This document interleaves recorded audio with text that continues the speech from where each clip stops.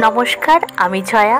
আমার চ্যানেল তেজপাতা হোম ডেলিভারিতে আপনাদের সবাইকে জানাই স্বাগত। আজ আমি ম্যাঙ্গো কেক বানিয়েছি। এই ম্যাঙ্গো কেক বানাতে আমার কি কি উপকরণ লেগেছে আর কিভাবে বানালে এই ম্যাঙ্গো কেকটা একদম স্পঞ্জি ও সুস্বাদু খেতে হবে, তার খুঁটিনাটি সমস্ত কথা আপনাদের সাথে শেয়ার করে নেব। প্রথমেই বলে রাখি, এই ম্যাঙ্গো কেক বানানো ভীষণই ইজি, আর তার সাথে এটি বানাতে বিশেষ তেমন কোনো উপকরণ লাগে না। মাত্র এই কয়েকটি উপকরণ দিয়েই বানিয়ে ফেলা যাবে এমন সুস্বাদু ম্যাঙ্গো কেক। এই কেকটি বানানোর জন্য ময়দার পরিবর্তে আজ আমি ব্যবহার করব সুজি। হ্যাঁ, সুজি দিয়েই আজকের এই ম্যাঙ্গো কেকটা বানিয়ে ফেলব। আমি এখানে কফি কাপের 1 কাপ সুজি নিয়েছি। এখন একটি মিক্সিং জারের মধ্যে সুজিটা গুঁড়ো করে নেব। সুজি গুঁড়ো করা হয়ে গেছে, তবে সুজিটা একদম ফাইন পাউডার হয় না, হালকা দানা ভাব থাকে, তাতে কোনো অসুবিধা নেই। এখন সুজিটা একটি বোলের মধ্যে ঢেলে নিচ্ছি।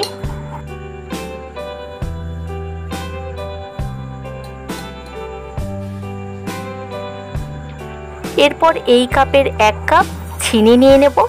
চিনিটাকেও এখন একইভাবে মিক্সিং জারের মধ্যে এর পাউডার করে নেব। এরপর যে আমুল দুধ নিয়েছি সেই আমুল দুধটা জলের মধ্যে গুলে নেব। তার জন্য এখানে গরম জল নিয়ে নিচ্ছি হাফ কাপ গরম জলের মধ্যে এখন আমুল দুধটা গুলে ফেলবো।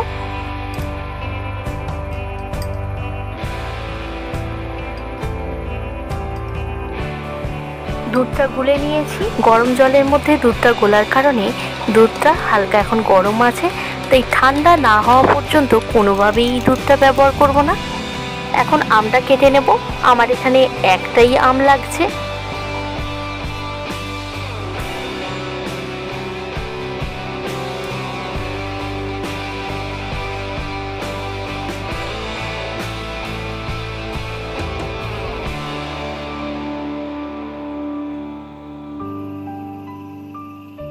আম কেটে নিয়েছি। এখন মিক্সিং জারের মধ্যে আমের পিসগুলো দিয়ে পেস্ট করে নেব।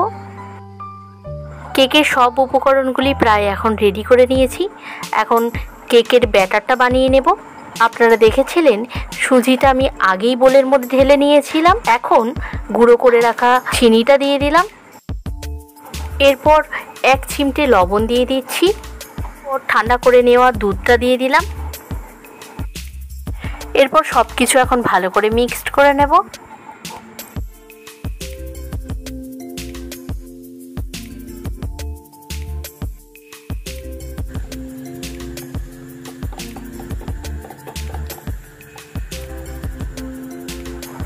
এরপর রিফাইন তেল দিয়ে দেব। এখন আবারও ভালো করে সব কিছু মিশিয়ে নিতে হবে।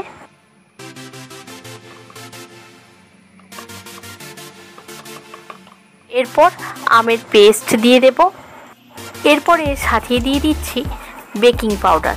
বেকিং পাউডারের মাপটা রয়েছে 2.5 চামচ।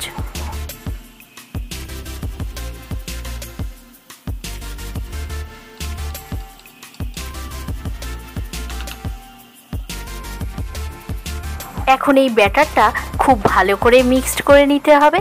যত বেশি মিক্সড করব তত উপকরণগুলি হালকা হতে শুরু করবে। আর যেহেতু এখানে সুজি দিয়ে ব্যাটারটা বানিয়েছি, তাই সুজি জল পেলেই একটু বেড়ে যায়। এখন যে ব্যাটারটা পাতলা দেখাচ্ছে এরকম কিন্তু একদমই থাকবে না, কারণ সুজিটা এই যে তেল, দুধ এই সমস্ত কিছু দিয়ে মেশানোর কারণে অনেকটাই ফুলে বা বেড়ে গিয়ে ব্যাটারটা ঘন হয়ে যাবে। ব্যাটারটা ভালো করে মিক্সড করা হয়ে গেলে এখন 15 মিনিট রেস্টে রেখে দিতে হবে। এখন কেকের টিনটাকে রেডি করে নেব। কেকের টিনের মধ্যে কাগজটা আমি আগে থেকেই লাগিয়ে রেখেছিলাম। এখন কাগজের গায়ে বাটার লাগিয়ে দিচ্ছি। এই কেক টিনটাকে এখন 10 মিনিট গরম করে নিতে হবে। একটি কড়ার মধ্যে স্ট্যান্ড বসিয়ে দিয়েছি। এখন এই স্ট্যান্ডের উপর কেক টিনটা বসিয়ে দিচ্ছি। এরপর উপর থেকে এইভাবে একটি বোল ভালো করে ঢাকা দিয়ে দিলাম। এইভাবে মিডিয়াম ফ্লেমে 10 মিনিট টিনটাকে ভালো করে গরম করে নেব। ততক্ষণ ব্যাটারের মধ্যে ড্রাই ফ্রুটসগুলো দিয়ে দিচ্ছি, তবে সব ড্রাই ফ্রুটস একেবারে দিয়ে দেব না। কেক সাজানোর জন্য কিছুটা রেখে দিয়ে বাকিটা দিয়ে দিচ্ছি। ড্রাই ফ্রুটসের মধ্যে এখানে দিচ্ছি কিশমিশ, কাজু বাদাম আর আমন্ড। ড্রাই ফ্রুটসগুলো দেওয়ার পর আরেকবার ব্যাটারটাকে ভালো করে মিক্সড করে নেব। 10 মিনিট হয়ে গেছে। এখন এই কেকের টিনটা গরমের মধ্যে থেকে বের করে নিয়ে আসব।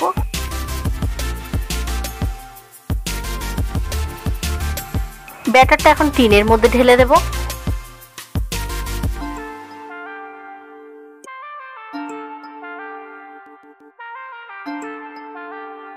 আচ্ছা, ব্যাটারটা ঢেলে দেওয়ার পর ব্যাটারের পাত্রটা ধরে বেশ কয়েকবার ভালো করে ঠুকে নিতে হবে, তাহলে ব্যাটারের মধ্যে থাকা বায়ু বা এয়ারটা খুব সহজেই বেরিয়ে আসবে। টিনটা ধরে কয়েকবার ঠোকার কারণে উপরে যে বাবলসগুলো তৈরি হয়েছে সেগুলোকে একটি চামচ বা কাঠি দিয়ে জাস্ট এইভাবে একটু উপরটা ঘেঁটে দেব। এখন কেকের টিনটা কড়াইয়ের স্ট্যান্ডের উপর রেখে উপর থেকে ঢাকাটা দিয়ে দেব। তারপর হাই ফ্লেমে 15 মিনিট আর মিডিয়াম ফ্লেমে 30 মিনিট বেক করে নিলেই এমন সুস্বাদু ম্যাঙ্গো কেক একদম রেডি হয়ে যাবে। তবে ঠিক 10 মিনিট পর এই ঢাকাটা খুলে উপর থেকে বাকি যে ড্রাই ফ্রুটসগুলো ছিল সাজিয়ে দেব।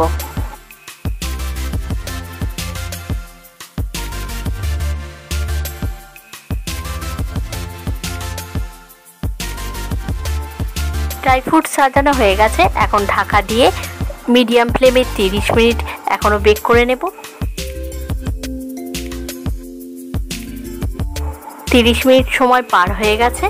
এখন ঢাকাটা খুলে নিচ্ছি। এখন একটি কাঠি দিয়ে কেকটা চেক করে নেব। কাঠিটা যেহেতু ক্লিন বা পরিষ্কার এসছে, তাহলে বুঝে নিতে হবে কেকটা এখন রেডি হয়ে গেছে। তবে এখনই কেকটা বের করে নেব না। 10 মিনিট এই কড়াইয়ের গরমের মধ্যেই ঢাকা দিয়ে কেকটা রেখে দেব। তারপর কেকটা বের করে আপনাদের দেখাবো কেকটা কতটা স্পঞ্জি ও সফট হয়েছে, সেটা আপনাদের এখন কেটে দেখিয়ে দেব। কেক প্লেটে ঢেলে নেবার পর কেকের উপর থেকে কাগজটা তুলে দিচ্ছি।